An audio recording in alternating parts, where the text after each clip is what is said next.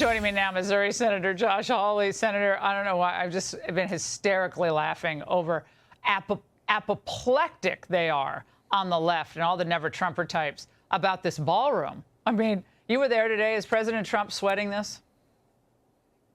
Oh, of course not. By the way, Laura, I love this that, oh, it's history being destroyed. History?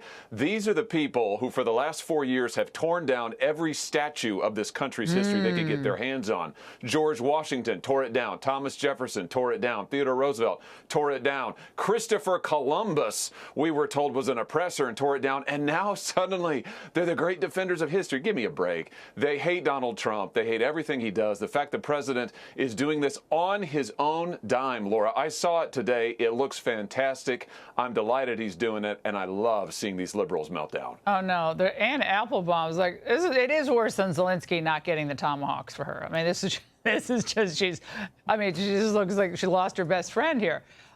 Hillary felt the need to chime in, Senator, saying, it's not his house, it's your house, and he's destroying it.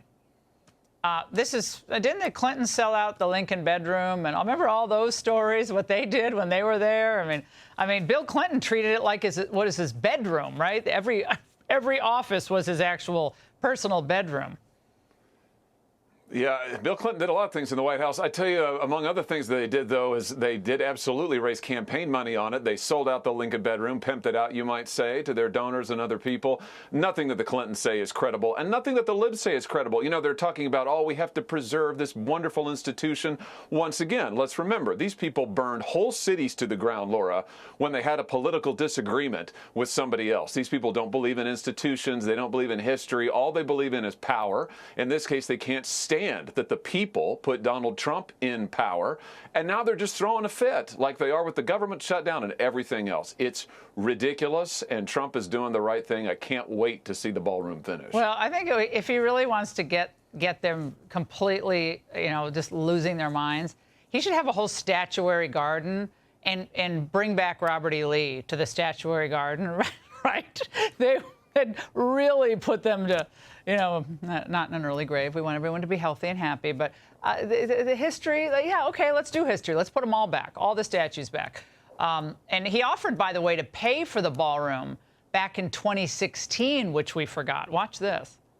Donald Trump offered to build a $100 million ballroom here at the White House. Was that ever considered? What else can you tell us about that? I was not the one that was consulted, but I can tell you that this is not something that was at all seriously considered. I'm not sure that it would be appropriate to have a shiny gold Trump sign on any part of the White House. And was that what he was offering? Well, that's what most of the buildings that he offers to build include. And you've never heard from him again. I mean, I don't even know who that is. I don't remember who that is. Josh Earnest, always Earnest. Senator, this is wild, but I'm looking forward to seeing it. 1,000-seat ballroom. No, that's fitting for America. Senator, thank you so much. Hey, Sean Hannity here. Hey, click here to subscribe to Fox News YouTube page and catch our hottest interviews and most compelling analysis. You will not get it anywhere else.